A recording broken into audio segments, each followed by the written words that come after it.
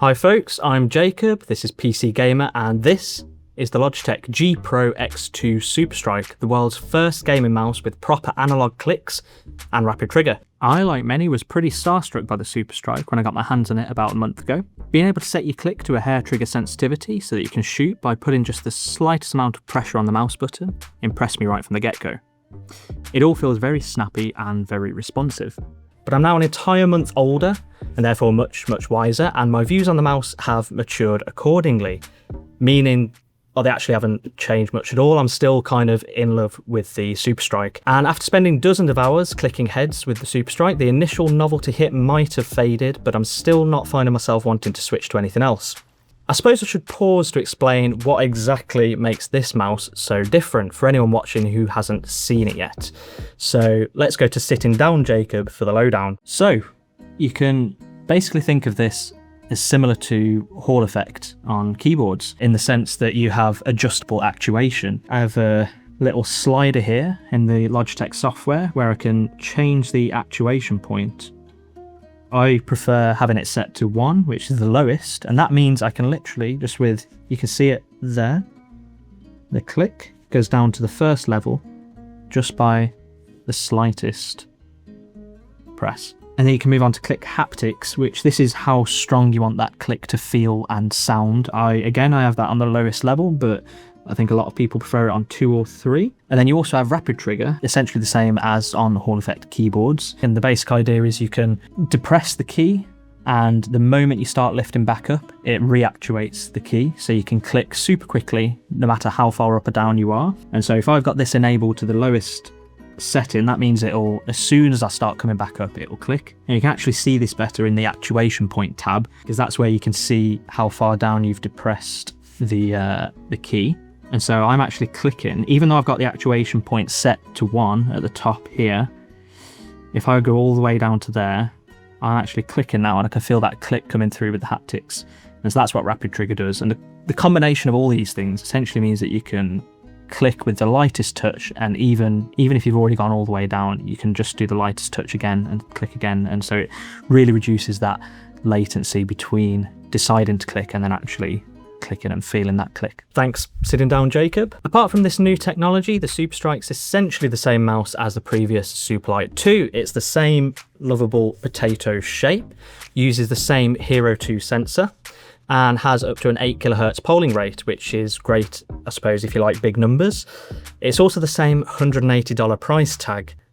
Yes, $180. It's basically the same weight as the Superlight 2 at about 60 grams, give or take a gram, depending on which underside puck you opt for, if any. It even manages about the same battery life, with the Superstrike offering around 90 hours of gameplay in shooters, though this does depend on how often you click, as those new clicks do use a battery. Assuming you get on well with the ambidextrous shape of the Superstrike, which continues the lineage of the original G Pro wireless, the Superlight and the Superlight 2, the new clicks really are the selling point here.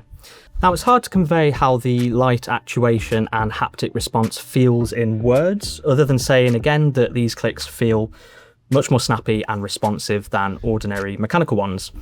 And haptic vibration doesn't exactly feel identical to a standard click, but it definitely doesn't feel just like your generic rumble either. It's clear, quick and sharp, and to be honest, within just an hour of using the mouse, I'd forgotten that there was anything other than mechanical going on here.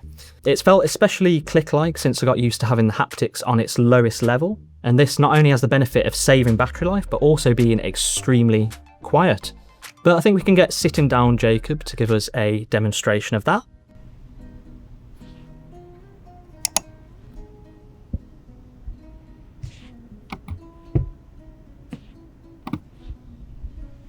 Cheers, sitting down Jacob, that's great that. I have felt the benefit of the speedier clicks when playing Counter-Strike, and whether that's more of a placebo or genuine latency reduction, I'm happy either way.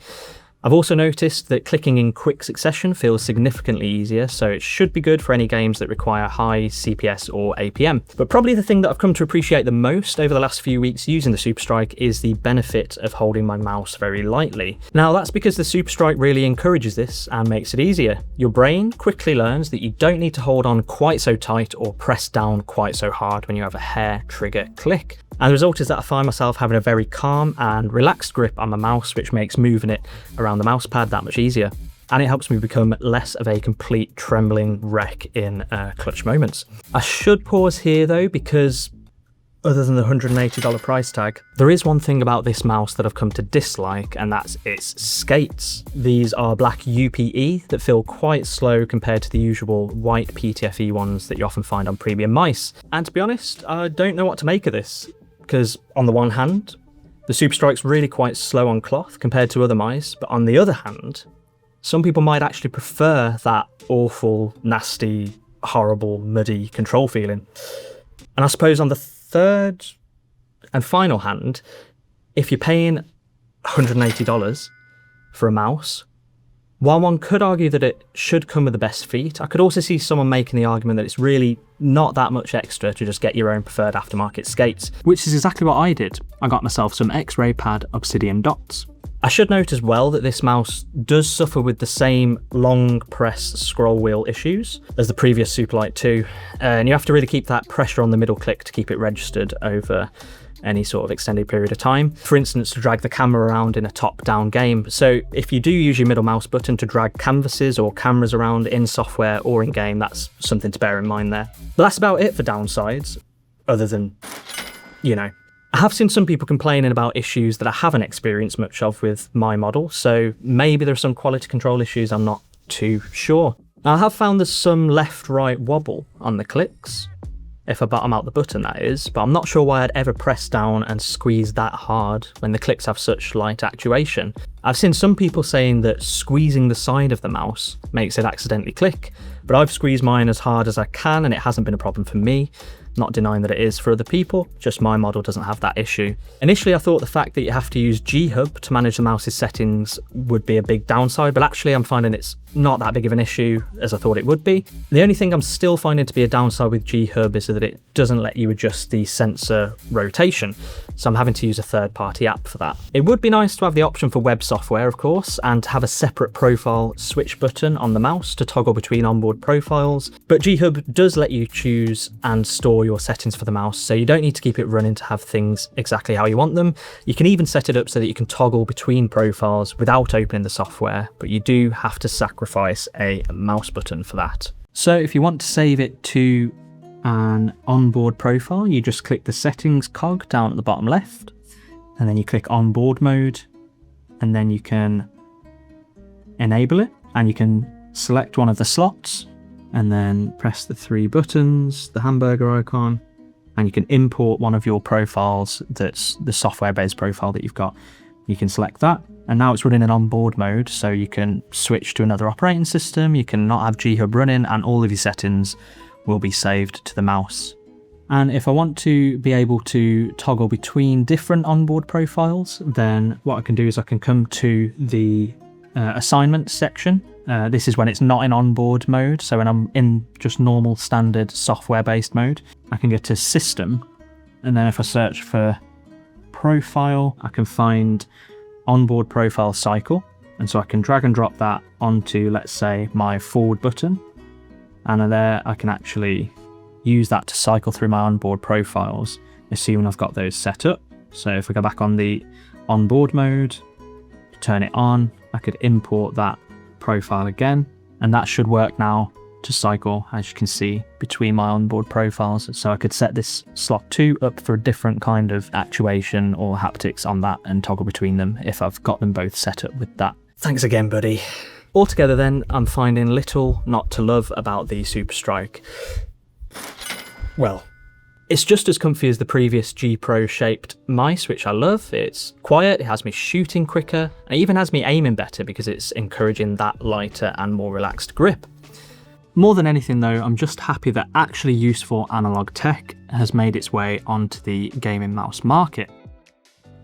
And therein lies the potential issue for the Superstrike. With it being $180, I'm not sure how long the Superstrike itself will remain the best option, because all it takes is one other mouse company copying and offering the same haptic induction technology but for cheaper, and the Superstrike will have a real problem on its hands. But I might be overstating the worry here. The original G Pro wireless stuck around for ages after revolutionising the market with wireless, even when other cheaper mice followed suit. And the original Superlight has stuck around for ages after revolutionising the market with an ultralight mouse that didn't have holes poked all over itself. So maybe it'll be the same here, and the Superstrike will stay the best but most expensive of the inevitable bunch of haptic inductive mice. Who knows, we'll have to wait and see. I suppose the question is whether other companies will be able to replicate the tech on offer here in such a genuinely usable way as the Superstrike. One thing that gives me pause on this front is the fact that Logitech engineers, when I spoke to them, told me just how much time and energy had gone into improving the feeling of the haptics to get it just right. Apparently they worked with the maker of the haptic motor to get it exactly how they needed it, and I'm not sure whether other companies will be able to do the same anytime soon. Again, we'll just have to wait and see on that. For now though, this is the best mouse on the market for competitive gaming, in my opinion. Assuming you don't mind the shape, that is, which is something that only hands-on experience with a G Pro shaped mouse can tell you. It's a pretty safe shape though, suiting all kinds of grip styles, so you're unlikely to hate it unless you have a peculiar grip style or small hands. So are you missing out if you don't get one? Well, unfortunately, I think objectively yes, in some ways, but not by much, and probably not at all if you're not a competitive gamer. And even if you are a competitive gamer, I don't think the benefits are bigger than the benefit of using a mouse shape that you actually find comfy. If I felt more comfortable using another mouse shape and couldn't develop the same feeling for the Superstrike, I'd probably ditch the Superstrike and opt for the comfier mouse instead. But given that I do enjoy the shape, it's a no-brainer for me. Mostly though, I'm excited for how the Superstrike will change the market. Hopefully other companies can crack the haptic inductive code and bring out some analog mice in different shapes and sizes, and of course, with cheaper price tags.